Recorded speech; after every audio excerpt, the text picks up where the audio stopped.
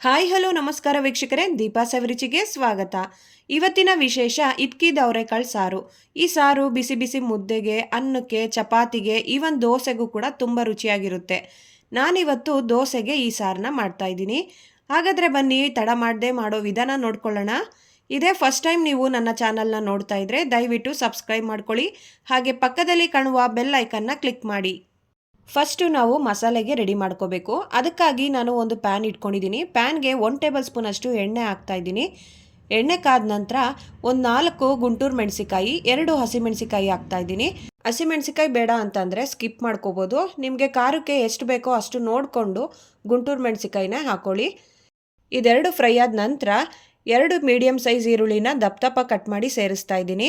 ಈಗ ಈರುಳ್ಳಿ colour change ಆಗೋವರೆಗೂ ಫ್ರೈ ಮಾಡ್ಕೊಳ್ಳೋಣ. ನೋಡಿ, ಈಗ ಈರುಳ್ಳಿ ಕಲರ್ ಚೇಂಜ್ ಆಗಿದೆ. ಈಗ ಇದಕ್ಕೆ 1 ಇಂಚಷ್ಟು ಶುಂಠಿ, ಒಂದು 8ರಿಂದ 10 ಬೆಳ್ಳುಳ್ಳಿ ಹಾಕಿ ಫ್ರೈ ಮಾಡ್ಕೊಳ್ಳೋಣ. ನೀವೇನಾದರೂ ಬಿಗಿನರ್ಸ್ ಆಗಿದ್ರೆ ಅಥವಾ ಬ್ಯಾಚುಲರ್ಸ್ ಆಗಿದ್ರೆ ಒಂದ್ಸಲ ಈ ಸಾರನ್ನ ಟ್ರೈ ಮಾಡಿ, ತುಂಬ ರುಚಿಯಾಗಿರುತ್ತೆ.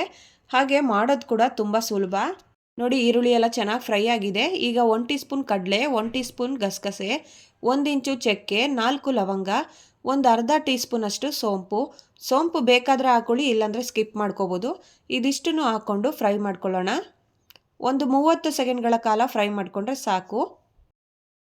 ಇದೆಲ್ಲ ಚೆನ್ನಾಗಿ ಫ್ರೈ ಆಗಿದೆ. ಈಗ ಸ್ಟವ್ ಆಫ್ ಮಾಡಿಕೊಂಡು 2 ಟೇಬಲ್ ಸ್ಪೂನ್ ಅಷ್ಟು ಧನಿಯಾ ಪೌಡ್ರನ್ನ ಹಾಕ್ಕೊಳ್ಳಿ.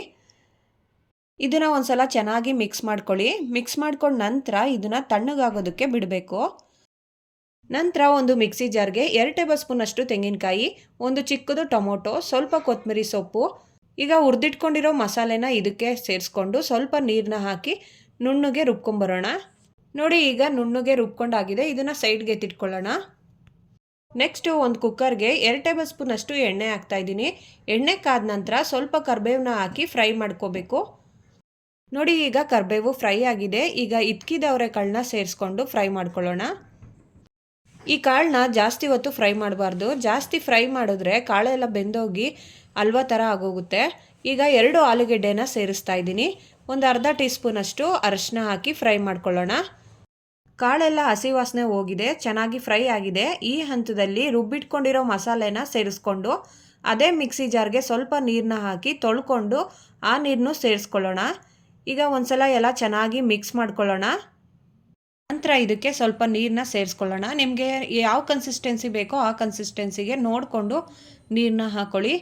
ಅನ್ನಕ್ಕೆ, ಮುದ್ದೆಗೆ ಅಂದರೆ ಸ್ವಲ್ಪ ತೆಳ್ಳಗಿರಬೇಕು, ಚಪಾತಿಗೆ, ದೋಸೆಗೆ ಅಂದರೆ ಸ್ವಲ್ಪ ಗಟ್ಟಿಗಿರಬೇಕಾಗುತ್ತೆ. ನಾನು ಇಲ್ಲಿ ದೋಸೆಗೆ ಮಾಡ್ಕೊಳ್ಳೋದ್ರಿಂದ ಸ್ವಲ್ಪ ಗಟ್ಟಿಗೆ ಮಾಡ್ತಾಯಿದ್ದೀನಿ. ಈಗ ಸ್ವಲ್ಪ ತೆಳ್ಳಗೆ ಅನಿಸುತ್ತೆ, ಆಮೇಲೆ ಆರಿದ್ಮೇಲೆ ಗಟ್ಟಿಗಾಗುತ್ತೆ. ಈಗ ರುಚಿಗೆ ತಕ್ಕಷ್ಟು ಉಪ್ಪನ್ನ ಹಾಕಿ ಒಂದ್ಸಲ ಮಿಕ್ಸ್ ಮಾಡ್ಕೊತಾ ಇದ್ದೀನಿ. ಉಪ್ಪು ಕರೆಕ್ಟಾಗಿದೆಯಾ ಇಲ್ವಾ ಅಂತ ಒಂದ್ಸಲ ಚೆಕ್ ಮಾಡ್ಕೊಳ್ಳಿ. ಈಗ ಕುಕ್ಕರ್ ಲಿಡ್ನ ಕ್ಲೋಸ್ ಮಾಡಿ ಮೀಡಿಯಂ ಫ್ಲೇಮಲ್ಲಿ 1 ವಿಷಲ್ ಕೂಗಿಸ್ಕೋಬೇಕು. ಈಗ 1 ವಿಷಲ್ ನಂತರ ಕುಕ್ಕರ್ ಲಿಡ್ನ ಓಪನ್ ಮಾಡಿ ನೋಡ್ತಾ ಇದ್ದೀನಿ.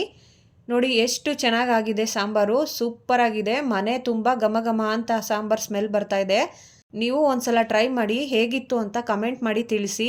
ಈ ರೆಸಿಪಿ ನಿಮಗೆ ಇಷ್ಟ ಆಗಿದ್ರೆ ವಿಡಿಯೋಗೊಂದು ಲೈಕ್ ಮಾಡಿ, ಫ್ಯಾಮಿಲಿ ಫ್ರೆಂಡ್ಸ್ ಜೊತೆ ಶೇರ್ ಮಾಡಿ, ಸಬ್ಸ್ಕ್ರೈಬ್ ಮಾಡೋದನ್ನು ಮರಿಬೇಡಿ. Thank you.